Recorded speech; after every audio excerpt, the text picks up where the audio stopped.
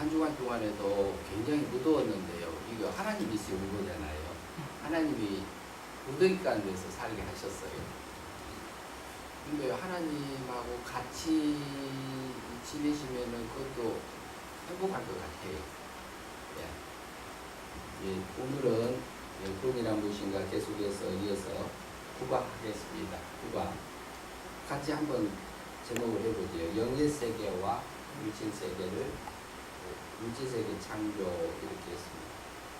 근데 영의 세계, 물질 세계를 창조, 영의 세계 창조와 물질 세계 창조는 하나님의 목적을 이루시기 위해서 창조한 세계다 이렇게 볼 수 있습니다. 예, 그러면 구원이라는 부분을 우리가 과거, 현재, 미래적으로 이렇게 나눠서 봤고요.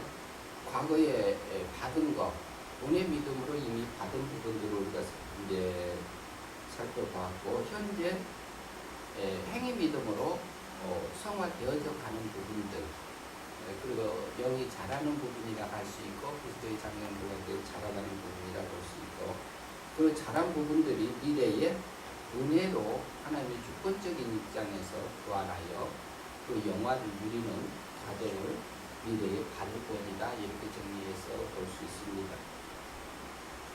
그래서 과거 받은 구원을 구원의 일과정으로 이렇게 나눠서 봤고, 현재 받는 것은 구원의 일과정, 성화적인 부분, 미래에 받을 것은 구원 3과정을 이렇게 나눠서 정리를 하고 있고, 교리가 그렇게 정리되어 있습니다. 그 다음에 과거 받은 구원은 뭘 받았느냐? 영이 사망 가운데 있다가 생명으로 거듭난 것, 중생한 것. 그 다음에 중생한 다음에, 영이 살아난 다음에 행위 믿음으로써 믿음으로 영생의 삶을 사는 부분들을 구원의 일과정으로 볼 수 있고, 영생으로 삶을 살아서 자라진 부분들이 실제로 영광을 입고 드러나는 부분을 부활로 우리가 볼 수 있습니다. 성경에는 여러 가지 표현들이 있어요. 표현들이 있는데 세 가지로 이렇게 구원을 정의할 수 있습니다. 과거적인 것, 현재적인 것, 미래적인 걸로 나눠서 볼 수 있는데, 사망에서 생명을 옮겨준 것은 과거 받은 것이다 이렇게 정의할 수 있습니다. 이것은 은혜로 되어졌기 때문에 은혜로 본의 믿음으로 우리에게 중생되고 거듭났다, 영이 살아났다, 과거 받은 것이다 이렇게 표현하기도 하고, 우리 구원의 바탕이 되기 때문에, 기본적인 바탕이 되기 때문에, 혹은 기본권이라고 표현하시는 분들도 있습니다. 성경적인 근거는 요한복음 5장 24절 사망에서 생명으로 옮겼느니라 이런 부분이 있습니다. 그 다음에 두 번째 개념으로는 현재 받는 구원 이렇게 정리를 했습니다.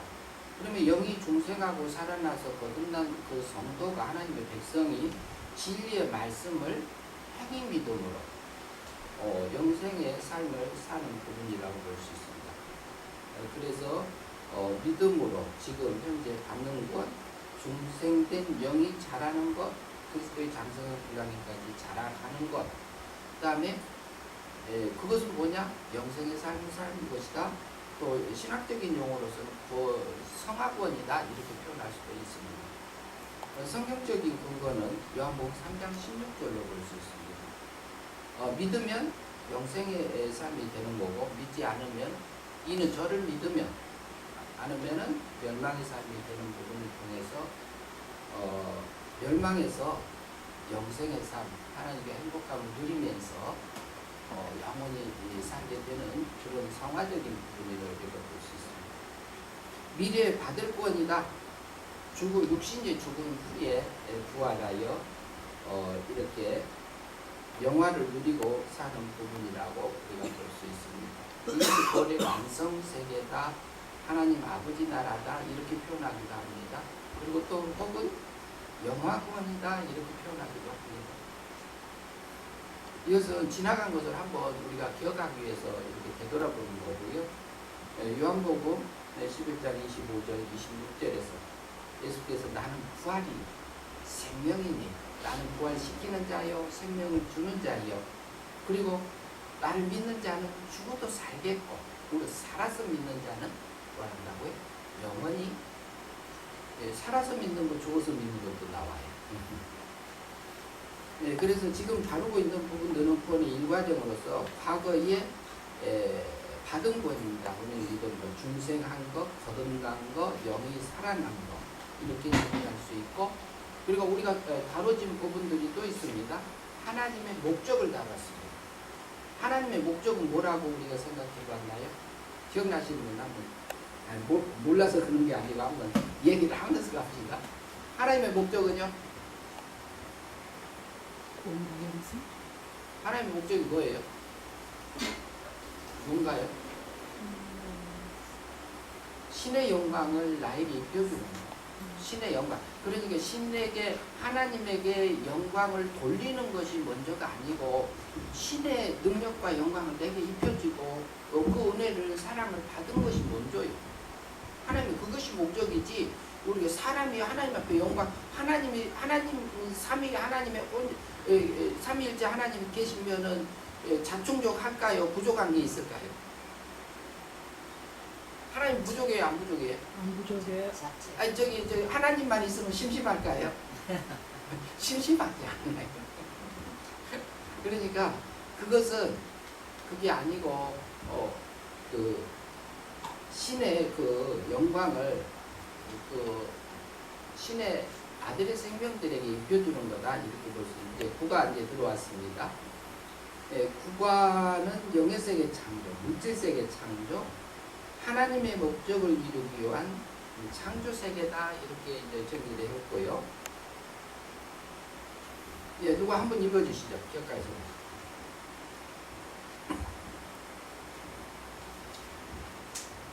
읽어주시죠. 창세기 1장 1절 태초에 하나님이 천지를 창조하시니라. 예, 이것은 저기 다 우리가 기억하고 있지요. 기억하고 있고 암기하고 있고. 그래서 질문 1번을 한번 읽어주시죠. 태초는 어떤 의미입니까? 시작.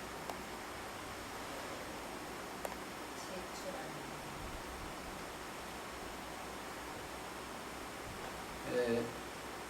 태초는 이제 이게 페레스트인데요. 페레스트, 그런데 태초다 그래요. 시작이다. 저기 만물이라 그런 뜻도 있는데요. 최초. 그러니까 지금 태초라는 단어가 신약에서도 나와요. 신약 어디서 나오죠? 요한복음 1장 1절에서 태초가 나와요. 거기서는 아르케로 표현되어 있습니다. 그런데 히브리어적인 표현은 페레스트 같아요.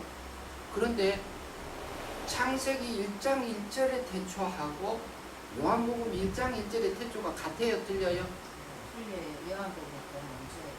네, 요한복음 1장 1절은 무슨 세계의 아르케는 무슨 세계의 시작을 나타내는 걸로 우리가 이해할 수 있을까요? 요한복음은 예, 신의 세계. 예, 하나님 세계. 하나님 세계의 시작의 태초요. 그러면 영원한 그 시작도 끝도 없는 그 시작의 세계, 신이 자존해서 있는 그 세계의 시작을 나타내는 그것을 아르케다, 이렇게 볼 수 있습니다. 그럼 창세기 1장 1절의 태초는 어떻게 볼까요? 예, 영의 세계하고 물질 세계를 하나님의 목적이 정해지고 그것을 이루시기 위해서 영의 세계와 물질 세계를 짓는 그 세계의 시작의 태초를 나타내주는 걸로 나눠서 생각할 수 있습니다. 그리고 이것을 이제 히브리 파자를 통해서 들어가서 볼 수 있는 부분들도 따로 있습니다만은 그런 부분들은 지금 다뤄지는 부분은 아니죠. 그렇게 태초는 뭐냐? 하나님의 목적을 위해서 천의 세계하고 지의 세계를 짓는 그 태초 세계다. 이렇게 일자는 그렇게 해놓고요. 창세기는 그렇고 요한복음 1장 1절에서는 태초에 말씀이 계십니다. 이 말씀이 하나님과 함께 계셨고 곧 하나님이시니라, 이렇게 하지요. 그러니까 그것은 하나님 세계의 시작은 요한복음 1장 1절에 아르케다, 이렇게 이해를 하시면 좋을 것 같고요. 이제 창세기 1장 1절은 천의 세계하고 지의 세계를 짓는 태초 세계다. 이렇게 이해하시면 좋을 것 같습니다. 예, 두 번째 질문 다른 분 읽어주시죠. 하나님은 삼위일체 하나님 중 어떤 하나님입니까? 태초에 예 이제 그게 이제 그 갑주에 그 넣어놨지요. 갑주에 그 원어를 늘어져 있지요. 그 어떤 하나님으로 우리가 볼 수 있나요? 창세기 1장 1절의 하나님. 원어로는 뭐라고 돼 있어요? 엘로힘으로 돼 있지요. 엘로힘. 그러면 2장 4절에서는 어떤 하나님이 나오나요? 창세기 2장 4절에서는 성부 하나님으로 우리가 볼 수 있습니다.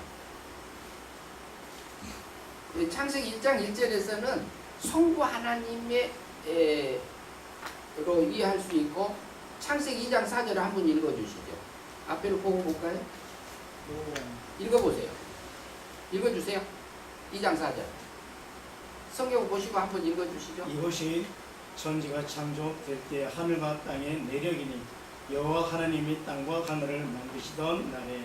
예, 개정 성경을 읽으시죠. 여호와 하나님이 나타납니다. 그러면은 창세기 1장 1절에서는 엘로힘 하나님이요. 근데 2장 4절에서는 뭐예요? 여호와 하나님으로 나타나요. 그러니까 여호와 하나님은 이제 따로 볼 수 있는 부분들이 있고요. 성부 하나님으로 보고, 여호와 하나님은 성자 하나님이 그리스도가 구약에서 역사하시는 성호로 이해할 수 있습니다. 그 부분은 출애굽기 6장 서두에서 이렇게 보면은 전체적으로 이제 나와 있습니다. 그다음에 천 질문 3번 읽어주시죠.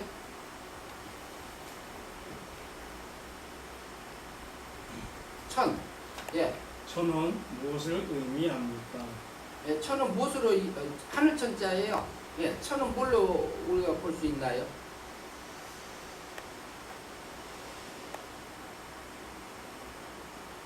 그럼 뭐 무슨 지금 성경에서 말하는 천은 뭘 얘기해요? 하늘. 예? 하늘. 아니 하나님은 천이라면 하늘 천자인데 그게 하나님이다 이렇게 볼 수도 있어요. 근데 이것은 무슨 천이에요? 천국천은 그렇게 이제 얘기할 가능성도 있지만, 그러니까 천은 문자적으로 보면 뭐예요? 하늘. 그냥 보이는 하늘이요. 그런데 거기 각주를 보시면은 원어상으로 뭐로 돼 있어요? 영의 세계를 창조한 예. 빛. 하샤마임으로 돼 있죠. 하샤마임으로 돼 있어요. 그러면은 하샤마임이 단어적으로 보면은 거기가 쌍수입니다. 지금 보시면 거기 쌍수로 돼 있어요. 쌍수.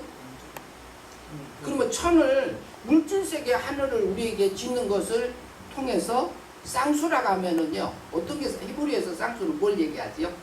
이게 손이 대칭적으로 있는 거, 이게 쌍수요. 귀가 이렇게 대칭적으로 있는 거, 눈이 대칭적으로 있는 거, 발이 있는 거, 대칭적으로 있는 것이 쌍수라는 표현이에요.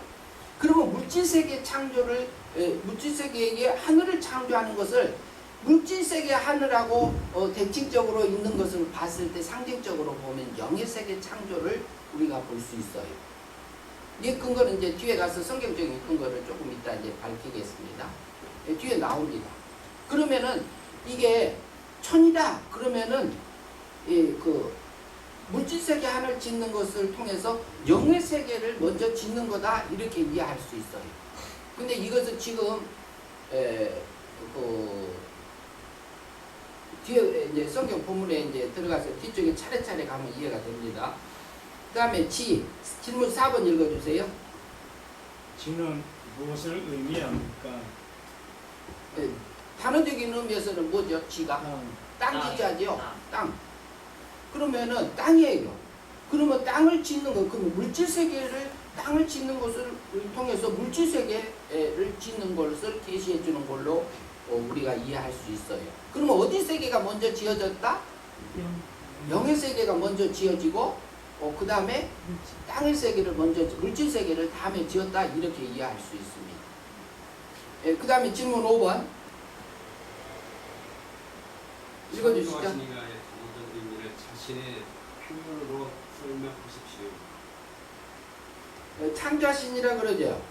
그러면 어떻게 되죠? 단어가 뭐죠? 히브리어로? 예? 빠라 그러지요. 근데 이게 그게 어때요? 그 문법 분해가 뭐지요? 시대가 동사, 능동, 장수는 완료, 남수는 삼이지. 예, 완료요, 완료. 그러면 창세기 1장 1절에서 영의 세계하고 물질 세계를 창조했단 말이에요. 창조할 거라고 하고 있는 거예요. 창세기 1장 1절에서 창조했단 말이에요. 완료했단 말이에요. 앞으로 할 거라고 하고 있는 거예요. 문자적으로 보면. 했다. 했다요, 했다. 근데 주석가들이 이것을 제목으로 보시는 분들도 상당히 있고요. 그러면 서론적으로 보시는 분들도 있어요. 그러나 본문은, 히브리어 본문 자체는 완료다 그래요. 마쳤다 이렇게 말하고 있습니다.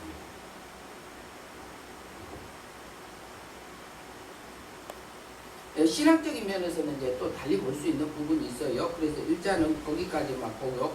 완료했다 그러면은 질문 6번 읽어주시죠. 다른 분 전도사님 읽어주시죠. 창세기 1장 1절을 자신의 표현으로 설명하세요. 태초에 성부 하나님이 영물 세계와 물질 세계를 창조하였다.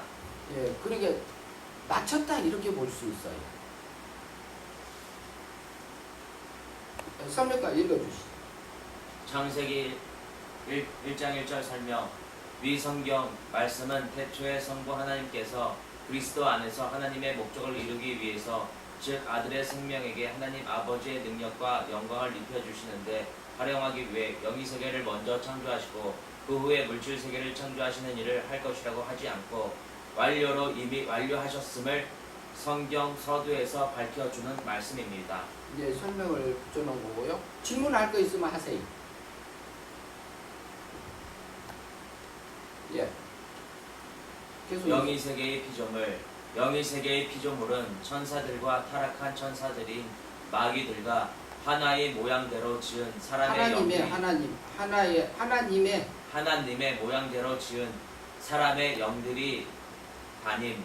이 영들은 동물에게 없는 인격을 가진 존재들이다. 예, 이게 글씨가 어떻게 섞였습니다. 미안합니다. 오타가 나왔네요. 예, 그러면 영의 세계의 존재들이 뭐예요? 마귀. 첫째. 천사. 천사는 선천사를 만들었어요? 악한 천사를 만들었어요? 하나님 맨 처음에 천사를 만들었잖아요. 근데 선천사. 예, 그 다음에 선천사가 아주 타락했지. 타락했습니다. 타락을 하나님이 허용한 겁니까? 하나님 시킨 겁니까? 허용한 거죠. 허용한 걸로 봐야죠. 그런데 왜 허용을 시켰을까요? 허용했을까요? 영적인 훈련제 하나가 필요해서, 영적인 방해물이 필요해서, 그걸 이용해서 그 영적으로 길러가기 위해서 저기 훈련자. 영의 그 사람을 채찍질할 사람. 예. 악한 천사로 이제 편지를 허용해놨다 이렇게 볼 수 있어요. 그리고 또 한 가지는 뭐예요? 사람의 영 이렇게 볼 수 있어요. 사람의 영도 좀 더 나누면은 택자의 영, 득택자의 영, 이게 이제 영의 세계 존재들입니다. 영의 세계하고 신의 세계하고 어때요? 구분이 돼야 안 돼요? 영의 세계하고 신의 세계. 예. 그러니까 영에서 하나님은 영이신이 이렇게 표현할 때 있어요, 없어요? 신약에. 있죠. 요한복음에 있지요. 근데 그것은 영으로도 번역을 할 수 있지만 신으로도 번역이 가능해요. 그러니까 그것은 영이라고 하면 피조물에게 쓰여지는 용어다 이렇게 영의 존재들만 표현하는 거고, 신이라는 것은 그 뭐라 할까요? 영의 세계하고 물질 세계를 짓는 창조주 하나님 신으로 우리가 볼 수 있어요. 귀신 신자 아닙니다. 그것은 귀신 신자는 일부 부분이 있는 거고, 만물을 이렇게 창조하고 있게 한 그 창조주, 기독교에서 말하는 저기 뭐야 창조주 하나님의 신자요. 그 신자가 같은 신자인데 그런 의미가 들어있어요. 이제 우리나라가 일본의 식민지 치하에서 일본에 어때요? 감히 귀신 문화가 굉장히 발달돼 있죠. 귀신이 5만 개인가 있다고 표현을 제가 들은 적이 있어요. 예? 8만 개요? 제가 들을 때는 5만 개를 들었었어요. 또 더 나눠 듣는지는 모르지. 예? 날로 늘어나는. 그 근거는 한번 우리가 이제 제가 들어서 문헌으로 확인된 건 아니고, 그러니까 8만이든 5만이든 많더라. 근데 우리나라가 적은 우편 보면 다 뭐라고 써졌어요? 귀신 신자로 써졌어요. 작은 우편에. 근데 이렇게 한글 있죠? 한글에서 한문 찾아서 들어가잖아요. 기독교에서 말하는 창조주 하나님 신자다 이렇게 돼 있습니다. 그래도 영예세계 피조물들은 3가지, 4가지 이렇게 나눌 수 있습니다. 7번 질문 7번 읽어주세요. 질문 7. 하루는 하나님의 아들들이 와서 여호와 앞에 섰고 사단도 그들 가운데 왔는지라. 욥기 1장 6절. 하나님의 아들들이란 존재들은 어떤 존재를 말합니까? 예, 하나님의 아들들이라는 존재가 욥기서 1장 6절에서 나와요. 근데 여기는 하루는 하나님의 아들들도 왔고 와서 여호와 앞에 섰고 사단도 그들 가운데 온지라 왔는지라 그래요. 온지라. 그러면 이 세계는 무슨 세계예요? 영의 신의 세계. 영의 세계. 영의 세계로 봐야 돼요? 신의 세계? 여호와 하나님은 신의 세계에 속하지요. 그런데 그러면 사단은 어디 세계에 속해요? 영의 세계. 영의 세계. 그러면 영의 세계로 볼 수 있어요. 그러면 하나님의 아들들은 누구로 볼까요? 천사. 천사들? 또 달리 볼 수 있어요. 달리 보면 택한 사람의 영 속에 뭐가? 그 속에 신의 씨가 신의 생명이 들어있는 택자의 영들로 볼 수 있어요. 그러니까 택자의 영인데 그 속에 주격이 누구예요? 하나님의 아들이 주격이니까 부를 때 사람의 택자의 영인데 뭐라고 불러요? 하나님의 아들들도 왔더라 이렇게 표현을 한다고 볼 수 있어요. 처음으로 이렇게 욥기서에서 드러나요. 그래서 하나님의 그러니까 여기는 영의 세계다. 여호와 하나님 앞에 하나님의 아들도 왔고 사단도. 그 다음에 8번 질문 넘어가고 이제 거기 7번 질문 다른 분이 읽어주시죠. 설명 읽어주시죠. 앞에 띄웠습니다. 앞에 보시고 읽어주세요. 하나님의 아들들이란 존재들은 어떤 존재를 말합니까? 아들의 생명의 주체가 되어 있는 영들을 말합니다. 다시 말해서 영의 주격으로 있는 아들의 생명을 말합니다. 그러니까 그러면 택자의 영에는 신의 생명이 있어요, 없어요? 불택자의 영에게는? 없어요. 불택자의 영에게는 신의 생명이 있어요, 없어요? 없어요. 없어요. 그리고 택자의 영에게는 있어요. 신의 생명이 있는 거예요. 그러니까 요한일서에서 아들이 있는 자에게는 뭐가 있고? 5장 아들이 있는 자에게는 생명이 있고 아들이 없는 자에게는 뭐가 없다? 생명이 없다 그래요. 그러니까 택자의 영에게는 신의 생명이 있는 거고 불택자의 영에게는 신의 생명이 있다 없다? 없다 이렇게 볼 수 있어요. 이제 택자의 영으로 볼 수 있어요. 택자의 영인데 속에 신의 생명이 주격이니까 하나님의 아들들이다 이렇게 표현해요. 그 다음에 또 8번 질문 읽어주세요. 그 앞에 누가 섰습니까? 누가 썼죠? 첫 번째는 하나님의 아들들이 썼고 그 다음에 사단도 그들 가운데 그들 가운데 누구도 왔어요? 사단도 왔더라 그래요. 그러면 여기 세계는 무슨 세계? 영의 세계에서 일어나는 배경으로 보면 어때요? 물이 있나요 없나요? 물이 없죠. 9번 줄